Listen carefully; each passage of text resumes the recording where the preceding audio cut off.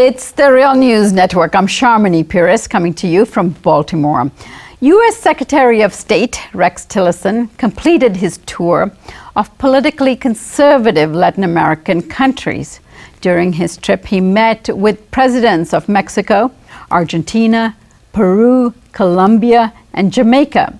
The express purpose of the trip, according to the State Department, was to rally Latin American support for economic sanctions against Venezuela, including the stoppage of Venezuelan oil imports to the United States.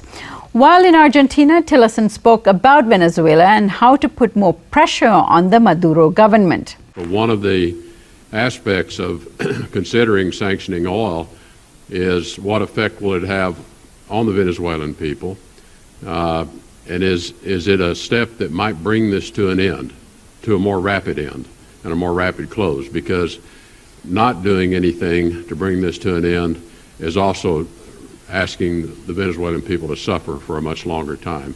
Before Tillerson left on the trip to Latin America, he said that U.S. will not recognize the results of this upcoming presidential elections. Venezuela is still the fourth largest oil provider to the United States, taking in as much as 1/3 of Venezuela's oil production. Currently, U.S. sanctions on Venezuela prohibit U.S. banks and citizens from trading with Venezuelan bonds, which is seriously affecting Venezuela's ability to restructure its debt and normal business transactions that they would have to do with companies like Citgo, that is an American company owned by the Venezuelan government, and the Venezuelan government relies on revenue of Citgo to provide basic support and services to the Venezuelan people. Earlier this week, I spoke to the Venezuelan embassy's charge d'affaires in Washington, D.C., Carlos Ron, who joined me in our Baltimore studios. One of the topics we talked about was the Venezuelan-U.S. relations. For full disclosure, I must say that Carlos and I used to work in Venezuela in Miraflores with President Chavez. So let's get that out of the way. Thank you so much for joining us, Carlos. My pleasure. Carlos, you've been in this position as charge d'affaires for a couple of years now. Give us a sense of what is normal relations with the United States look like? What's the atmosphere? Do you have contact with the State Department? Do you speak to anybody at the White House? Do you actually interact with congressmen on the Hill? Well, we haven't had a formal ambassador since 2010. However, the Venezuelan government has proposed in different periods of time the exchange of ambassadors under the premise that we could have a relationship that is respectful of one another. However, it has been both under the Obama administration and the Trump administration, they have not accepted these proposed ambassadors. We still have contacts with the State Department. We still have contacts with Congress and meet every so often with some officials. However, it's very difficult to maintain a relationship in normalcy when your country is under constant threats, and we recently, last year, President Trump decided that that he didn't want to keep the option of using military force against Venezuela. He wouldn't rule it out. So under that scenario, it's very difficult to have normal relations. Now, the relations with Cuba has obviously gotten a little better. At least it was under President Obama, where they were moving to normalize relations with Cuba. However, at the same time, there was a steady decline of relations with Venezuela, more outspoken sanctions against Venezuela. Give us a sense of what are the sanctions that are in place currently between the Obama administration and now with the Trump administration, and how this is affecting Venezuelan people in particular. So there's a different set of sanctions that have been applied to Venezuela. Most of the officials in the United States will tell you that they're not really that serious, or they're just targeted at specific individuals. But in reality, there's a list of actions that they're taking that are hurting the Venezuelan people. For example, I would point out the main one being, it's the Citgo, which is a company owned by Venezuela's national oil company, PDVSA, that works here in the United States. It can't repatriate any more of its funds, so there's a block on Citgo funding coming back to Venezuela. This is funding that in many instances was used to buy medical supplies, other type of supplies for internal production of other goods, food, all these other items. So it really does hurt the Venezuelan society as a whole not to be able to bring the money that it made in Citgo back. There's others. Then there's other sanctions. So this is a bit of a strangling. I mean, this is Of course. Venezuela's main productive industry being strangled by the United States. Of course, and then you have the issue that we're not being able to renegotiate debt. So you can have the case that Venezuela, in theory, would have the money to pay its debts, but then sanctions prohibit banks to process such money or to find a way to restructure with other creditors, and you will find a situation where Venezuela enters default. That affects us because it exposes the country to a series of other legal actions against the country's assets inside or outside of Venezuela. But there's other sanctions also that I would say that are not really spoken about, in the sense that the individuals, for example, that have been sanctioned, they're important leaders of the country. I mean, that creates an atmosphere that banks, other business trying to make deals with Venezuela, decide that it's not a trustworthy country because of its main officials are being sanctioned. I mean, the president is sanctioned, the vice president is sanctioned, and at the end of the day, that also hurts. For example, we have about $2.5 billion right now that are stuck in international banks because those banks will not process our money. Now, the sanctions don't tell explicitly the banks to not process it. However, the banks, because they know Venezuela is under sanction, because they know our officials are under sanction, then they decide to look at the money for, keep it under scrutiny for a certain period of time, or decide after a while not to process. That's delaying our payments. That's not allowing us to make important purchases, and that's a real difficulty. A lot of officials, the rhetoric of U.S. officials is sometimes that Venezuela is in need of a humanitarian aid and they want to help. If there was really an interest in helping out the Venezuelan people, the first thing they would do was do something so that we could actually have access to our funds and we could purchase the food, the medicine, and the things that we need to provide for our people. Right. And give us a sense of the issues that the U.S. government is citing when you attend these meetings. Why are they imposing these sanctions? Well, at the end of the day, you see that it's basically it's all political. I mean, they've decided that they don't agree with the political positions that President Maduro has taken, with the decisions that the Venezuelan people have taken during the different elections. By now, in 19 years, we've done over 24 national elections. However, there's no agreement in coincidence in the worldview, and I think that does affect to the point that what we clearly see is an intention of undermining our institutions and eventually, regime change in Venezuela. And is it also affecting the credit rating of Venezuela, so it cannot renegotiate its loans with other countries or other banks? Sure, and then you see that Venezuela is interesting because Venezuela has paid. Until these set of sanctions were applied, last year, Venezuela had paid, religiously all its debts on time, and yet, we have, for example, I think it's with Chile, we have about the same ratio of payment to, and however, our rating is much lower because of this political situation, because of these sanctions and this constant, mentioning Venezuela in statements from the U.S. government. because it sort of breaks the trust that banks have on the country. Need to have in terms of their confidence levels Exactly. to invest in the country.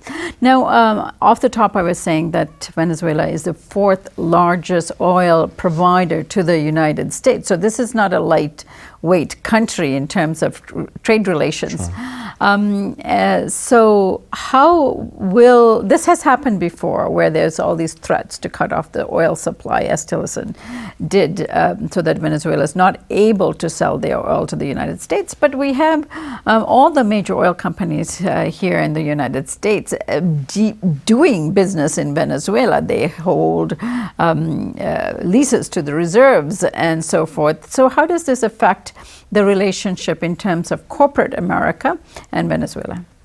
Well, I think that there's a point that the U.S. government should pay attention to, is the fact that many companies, like you said, are working in Venezuela, and many of them will be also affected by these sanctions.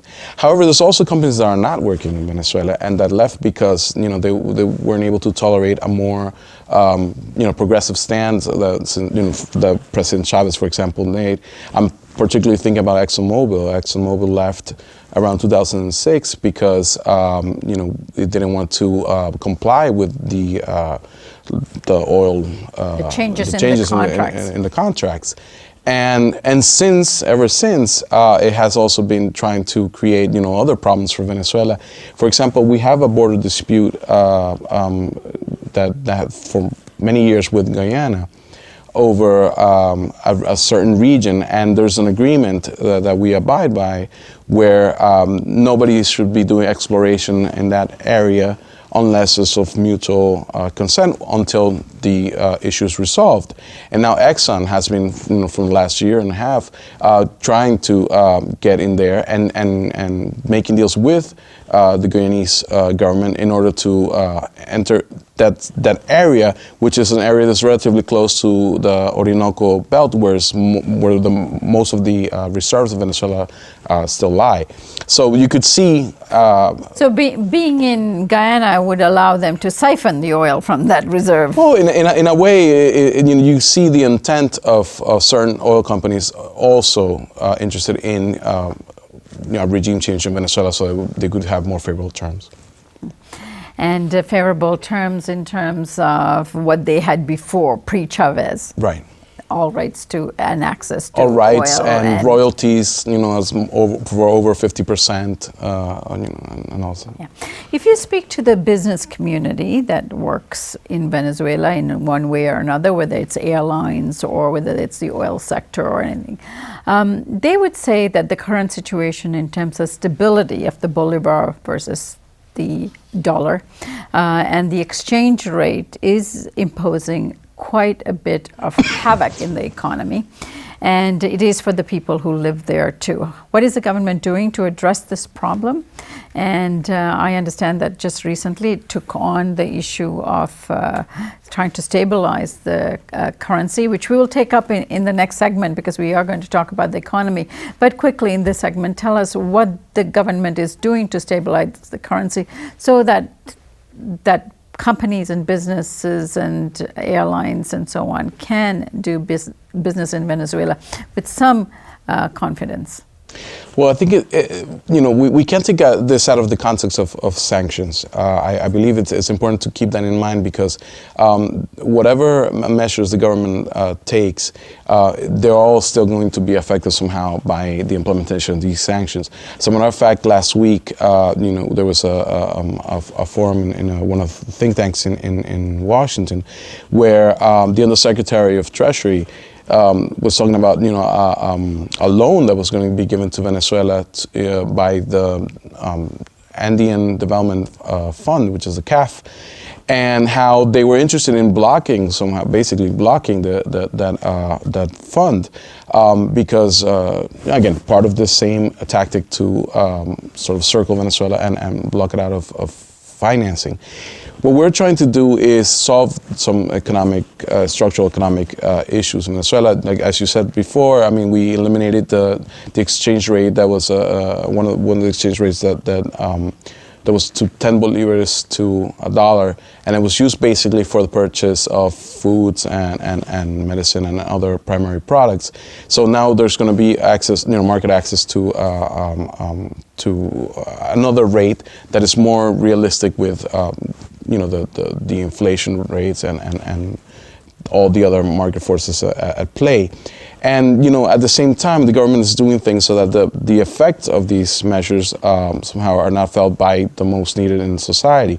I mean, we have a mechanism called CLAP, which is a distribution of basic food products at cost of very low prices for. It's reached over 6 million families already in the country, and we have also issued the card of the Carnet de la Patria, which is the card of the homeland, basically the rough translation, which is a way to subsidize not the products, but directly the families that need specific subsidies and aid. And the idea there is to sort of break the chain of that previous administrations did of subsidizing directly the products and not the people that need it the most. Right. And yet the people in Venezuela are suffering. They can't get basic food and medicine and supplies that they need in order to function. Every day I hear of stories of not having diapers, not having toilet paper, not having basic goods needed to function. And this is coming from people that are pro-government. Why has it taken so long for the government to address the exchange issue? And isn't there more aggregate, more socialist ways of addressing this problem than just subsidizing those who might or may not need it? Well, I think the issue here is not, it's not really something that depends only on measures that the government can take, but you have to understand that there's been, basically a war on Venezuela's economy. Not only, like I said before, because of sanctions on Venezuela from outside, but also you have, the internal distribution chains that are on private hands who have also, targeted, they have imposed targeted scarcity on certain products. Usually, if you take a look at when the peaks of the scarcity are, in Venezuelan recent history, it's usually right before electoral processes, right before elections. That's where you miss most of those basic products that you say that that people are unable to find, and it's important because it's something that it's aimed at creating distress in the people, and then with that building upon that idea that Venezuela needs foreign intervention. At the end of the day, it's not much different from what we saw in Chile '73 or what we've seen in other parts of the world where right before there's foreign intervention. That's not to say that there aren't things that the government can do to improve, and I think there has been a true effort to find solutions. And again, like I said, the CLAP was one. The subsidizing families directly. There's other issues that there's other areas that have already been boosted by the government. For example, nobody talks about housing, but in Venezuela, there has been a steady growth of public housing that has been constructed during this crisis, and that has been given to a lot of families that didn't have a home before. So there's measures to try to ease the pain, but again, it's very difficult to have a solution when you have attacks, sanctions from outside, when you have attacks from inside that are targeting or promoting targeted scarcity in order to have a political outcome. All right, Carlos, let's leave it here for now, but we will take up the issue of the exchange rate and how it's affecting people, the multiple exchange rates that are there still, and how this is affecting ordinary people in terms of inflation in the next segment. Thanks for joining us. Thank you. And thank you for joining us here on the Real News Network.